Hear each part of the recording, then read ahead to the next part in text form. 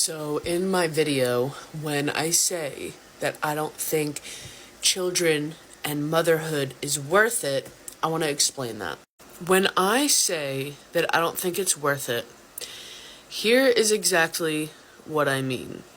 If you're a mom, you'll more than likely understand what I'm talking about, and if you don't, have the empathy to understand that other people could feel this way. And if you're child-free, I want you to listen with open ears and open mind and take this information as you will. Also, disclaimer, one truth for a lot isn't the truth for all. So now that I've made that clear, I'll explain. When I look at my daughter, I think, wow, you were worth it all. And I mean it. I mean it with my whole heart. Now, when I say that motherhood isn't worth it, I'm not talking about my daughter specifically.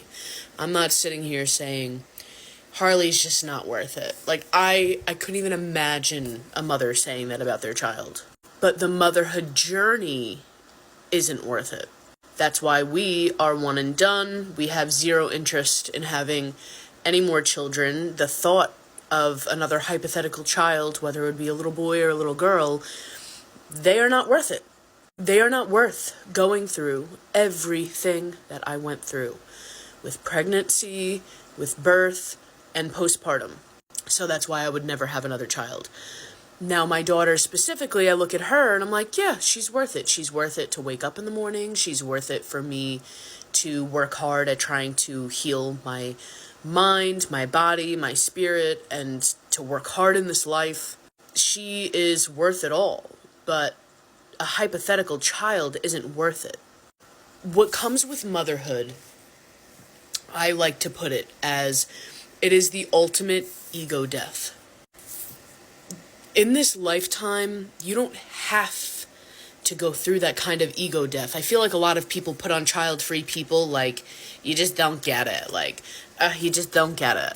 And sure, you don't know what you don't know, so of course they don't know. But like, to me, when I talk to child-free people, I flat out say, like, no, you don't have to go through that kind of an ego death. That kind of an ego death some people don't come back from. It's the ultimate sacrifice every single day of your mind, your body, your spirit, everything about you. Every single thing in your life is different. And of course, there are the moms that are like, you could still do this, you could still do that.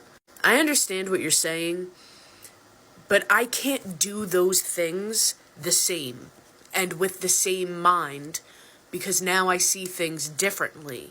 Motherhood changes you from the inside out. So to me, if you're still doing all the same things you used to do and you don't have certain fears, to me, I'm thinking, what's wrong with you? Because, no, I'm not going on that ride. Because if something happens to me, then my child doesn't have a mother. You know what I'm saying? And that's like a really small, stupid example. But what I say is, when I say it's not worth it, I say to child-free people, especially if you're on the line about having kids, no, I don't think it's worth it. I think that you don't have to go through that kind of ego death in your life. I think you can have a very fulfilled, loving, beautiful life with beautiful experiences that don't involve such an ego death, which is children. They bring that. If you're a good parent, it comes with it. That's my opinion. So that's when I say it's not worth it. That's what I mean.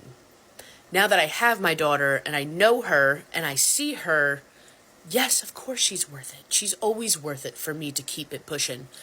But would I do it again? No, that's why I'm one and done. Why the fuck would I do that again?